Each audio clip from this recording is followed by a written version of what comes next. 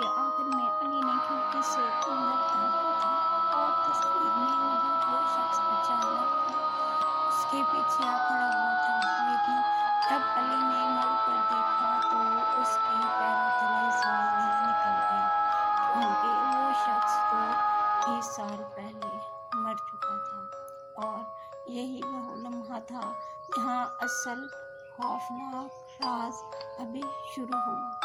علی نے ڈرتے ہوئے پیچھے دیکھا۔ وہ ایک بوڑھا آدمی تھا، اس کا چہرہ زرد پڑا ہوا تھا، آنکھیں سرخ تھیں اور وہ خاموشی سے علی کو گھور رہا تھا۔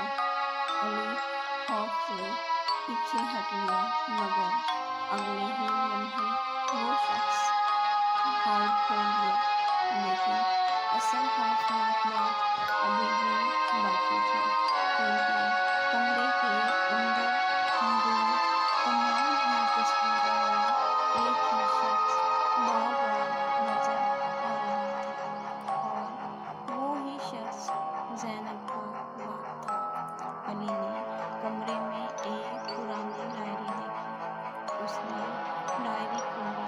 پہلے صفحے پر لکھا تھا، اگر کوئی یہ ڈائری پڑھ رہا ہے تو سمجھ لو میں خطرے میں ہوں۔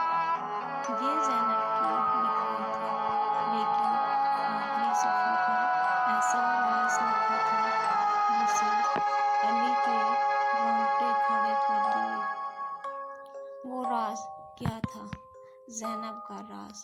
ڈائری میں لکھا ہوا تھا کہ میں مرنا نہیں چاہتی، میں ابھی بھی زندہ ہوں۔ اگر آپ ویڈیو یہاں تک دیکھ چکے ہیں تو چینل کو سبسکرائب ضرور کر دیں۔ مجھے کسی نے قید کر رکھا ہے۔ علی حیران رہ گیا، کیونکہ پورا گاؤں تو سمجھتا تھا کہ زینب 20 سال پہلے مر چکی ہے۔ اسی دوران علی کی نظر فرش پر پڑی۔ ایک لکڑی کا تختہ ہل رہا تھا۔ اس نے تختہ ہٹایا۔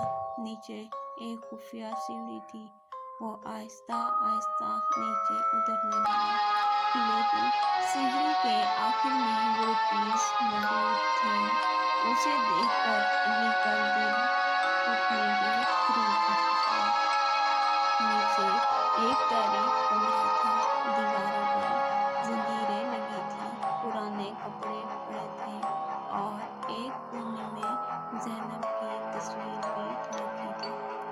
تصویر کے نیچے لکھا تھا، معاف کرنا بیٹی۔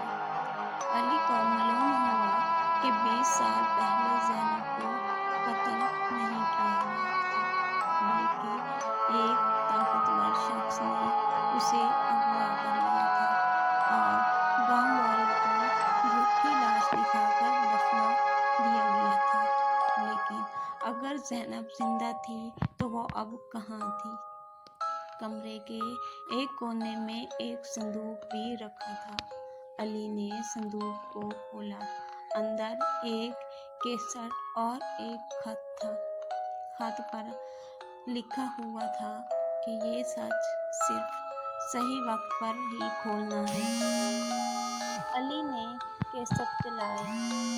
اس میں زینب نظر آ رہی تھی اور وہ زور زور کی رو رہی تھی اور کہہ رہی تھی کہ اگر تم یہ ویڈیو دیکھ رہے ہو تو شاید میں اس دنیا میں نہیں ہوں، لیکن میری کہانی لوگوں تک ضرور پہنچانا۔ زینب نے بتایا کہ وہ برسوں قید رہی۔ وہ اپنے ہی خاندان سے ملنا چاہتی تھی، مگر اسے کبھی آزادی ہی نہ مل سکی۔ لیکن ویڈیو ختم ہونے سے پہلے زینب نے ایک نام لیا اور وہ نام سن کر علی کے ہوش اڑ گئے، کیونکہ وہ شخص آج بھی گاؤں میں زندہ تھا۔ علی نے اگلے ہی دن پورے گاؤں کو سچ بتایا اور لوگ رو پڑے۔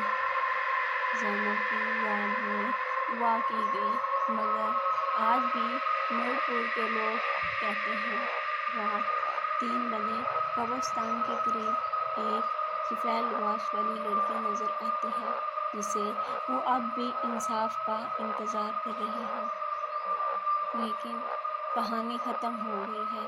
اگر آپ پارٹ 2 یہاں تک دیکھ چکے ہیں تو کمنٹس میں زینب کو انصاف ملنا چاہیے ضرور لکھنا۔ اگر آپ کو یہ خوفناک کہانی پسند آئی ہے تو کمنٹس میں اللہ ضرور لکھ کر جائیں۔